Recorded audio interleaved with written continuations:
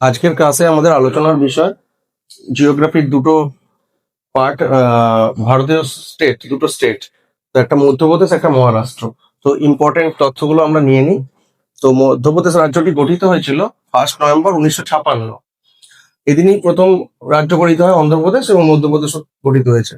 তো বিধানসভা কেন্দ্র আছে এখানে 230টা। আর রাজধানী হচ্ছে ভোপাল, হাইকোর্ট জব্বলপুর, আইনসভা হচ্ছে 1 কক্ষ বিশিষ্ট, মানে শুধু বিধানসভা আছে। মূল ভাষা হচ্ছে হিন্দি।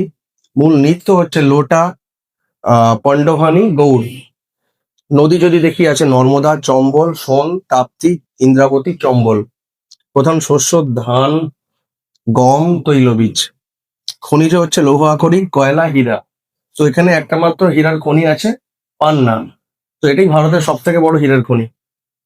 এরপরে যদি দেখি বিমানবন্দর হচ্ছে ভোপাল, ইন্দোর, জব্বলপুর।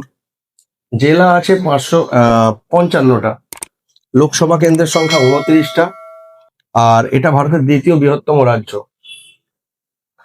এই হয়ে গেল মধ্যপ্রদেশ সম্পর্কে তথ্য। আর মধ্যপ্রদেশে কোনো বন্দর নেই, কারণ ওটা তো ল্যান্ড লক স্টেট, একটা বন্দর নেই, বিমানবন্দরই আছে। তো এবারে চলে আসছি মহারাষ্ট্র। মহারাষ্ট্র রাজ্যটি গঠিত হয় 1 মে 1960। এরপর যদি দেখি রাজধানী, এর রাজধানী মুম্বাই, আমরা সবাই জানি। হাইকোর্টটাও মুম্বাই। ভাষা হচ্ছে মারাঠি, আর কিছু লোক হিন্দিতে কথা তো বলেই। নদী হচ্ছে ভীমা, কৃষ্ণা, গোদাবরী। নৃত্য যদি দেখি তামাশা, লাভানি, মৌনি, ডাহিকলা।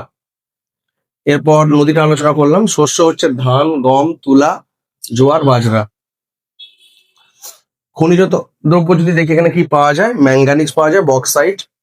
আর শিল্প যদি দেখি ফিল্ম, তৈল শোধনাগার, আর এই বস্ত্র বয়ন, ইঞ্জিনিয়ারিং শিল্পর মধ্যে পড়ে যাচ্ছে। তারপর যদি দেখি বন্দর, বন্দর হচ্ছে মুম্বাই, জওয়াহরলাল নেহরু হচ্ছে মেন বন্দর। এছাড়াও অপ্রধান বন্দর অনেকগুলি আছে। বিমানবন্দর যদি দেখি মুম্বাই, নাগপুর, পুনে, সোলাপুর। জেলা আছে এখানে 36টা। লোকসভা কেন্দ্র 48টা। আর আইনসভা এখানে দ্বিকক্ষ বিশিষ্ট, মানে বিধানসভা, বিধান পরিষদ দুটোই আছে। আর বিধানসভা কেন্দ্রের সংখ্যা 288টা।